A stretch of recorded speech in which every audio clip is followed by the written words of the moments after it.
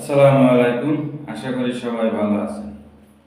যেভাবে দেশে আইন শৃঙ্খলা রক্ষা করা সম্ভব, সরকার চেষ্টা করলে এভাবে কিন্তু আইন শৃঙ্খলা রক্ষা করতে পারে।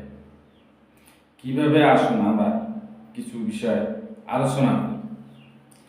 প্রথমত, গ্রাম পুলিশ অর্থাৎ ইউনিয়ন পরিষদে যেরকম প্রতিটা ওয়ার্ডে গ্রাম পুলিশ আছে, ঠিক একইভাবে প্রতিটা সিটি কর্পোরেশন এবং পৌরসভায় প্রতিটা ওয়ার্ডে একজন করে গ্রাম পুলিশ দরকার।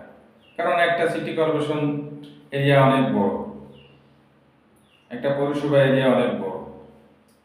পুলিশ থাকে থানায় বসে, পাড়া মহল্লায় অলিগলিতে কি হয় কেউ খবর রাখে না, পুলিশ টেরও পায় না। কেন এত দূরত্বে কি হয় পুলিশ খবর রাখার কথাও না। আবার কি হচ্ছে এলাকায় সে তথ্য কেউ থানায় দিচ্ছে না।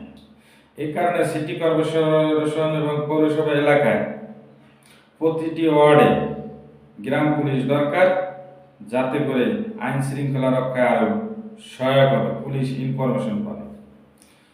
দ্বিতীয়ত আসেন সারা দেশ অর্থাৎ শহর, বন্দর, রাস্তাঘাট, অফিস, আদালত, টার্মিনাল, ঘাট সারা দেশেই সিসি ক্যামেরার আওতায় আনতে হবে।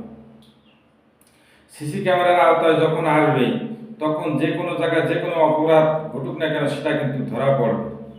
আইনের আওতায় আনতে অপরাধীদের সহায়ক হবে এবং আইন শৃঙ্খলা রক্ষায় অনেক সহায়ক হবে। অনেক অন্যায় অপরাধ কমে আসবে, মানুষ ভয়তে অন্যায় অপরাধ করার কিন্তু সাহস পাবে না, কারণ ওই ক্যামেরার ভয়। এতে করে পুলিশও তাড়াতাড়ি আসামিও শনাক্ত করতে পারবে যদি কোনো দুর্ঘটনা ঘটে। এ কারণে দরকার সারা দেশ একটা নেটওয়ার্কিং সিস্টেমে সিসি ক্যামেরার আওতায় নিয়ে আসা। তৃতীয় আরেকটা বিষয় হলো গুরুত্বপূর্ণ বিষয়, সেটা হলো আমাদের দেশে পুলিশ থানায় যে পুলিশ থাকে, একটা থানা এরিয়া অনেক বড়। কোন ওয়ার্ডে কোন ইউনিয়নে কখন কি হয় না না হয় সব তথ্য কিন্তু থানায় যায় না, কারণ থানা অনেক দূরে। আবার এই এলাকায় জনপ্রতিনিধি যারা থাকে তারাও সব কিছু থানায় তথ্য দেয় না এবং তারা নিজেরাও অনেকে দুর্নীতির সাথে জড়িয়ে পড়ে, বিচার ব্যবস্থা করে না, অনেক অন্যায়ের সাথে আপোষ করে। যেমন মাদক জুয়া চলে, এগুলোর সাথে কিন্তু স্থানীয় প্রতিনিধিরা জড়িত থাকে, কিন্তু সে তথ্য থানায় যায় না। এমনকি শুধু মাদক জুয়া কেন, অনেক অপরাধী তথ্য থানায় যায় না। স্থানীয় নেতারা যারা থাকে, জনপ্রতিনিধি যারা থাকে, তারা এটাকে সুবিধা মতো ব্যবহার করে, যার কারণে পুলিশও জানতে পারে না।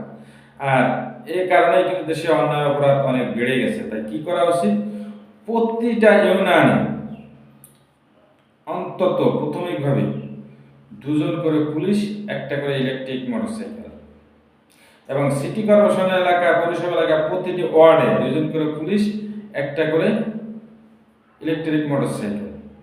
ব্যাস, সারা দেশ টহল শুরু করুক। প্রাথমিকভাবে এটা করাই লাগবে, পরে অবশ্যই তো এটা লাগবে না নিয়ন্ত্রণ এসে গেলে। তো এইভাবে যদি যখন এই মোটরসাইকেল নিয়ে পুলিশ সারাটা ইউনিয়ন দুজন পুলিশ ঘুরতে থাকবে, কোন মার্কেটে কোন জায়গায় কোন ঘাটে কি হচ্ছে না না হচ্ছে, যতক্ষণ তদারকি করতে থাকবে, মানুষের কিন্তু একটা পুলিশের প্রতি আস্থা এসে যাবে। এলাকায় কিন্তু অন্যায় করার সুযোগ পাবে না, জানে যে এখন যদি আমি এই জায়গায় এই অন্যায়টা করি পুলিশ এসে পড়বে। কিন্তু এখন তো সে ব্যবস্থা নেই, পুলিশ তো থানায়। এখন আপনার এলাকায় বা আপনার পাড়ায় বা আপনার মহল্লায় যা কিছু ঘটুক পুলিশ কিন্তু জানছে না।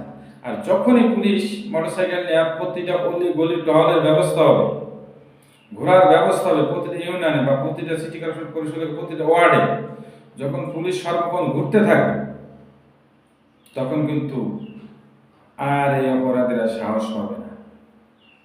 এভাবে কিন্তু আইন শৃঙ্খলা রক্ষায় অনেক অনেক কার্যকর ভূমিকা রাখা যায় যদি সরকার পদক্ষেপ নেয়।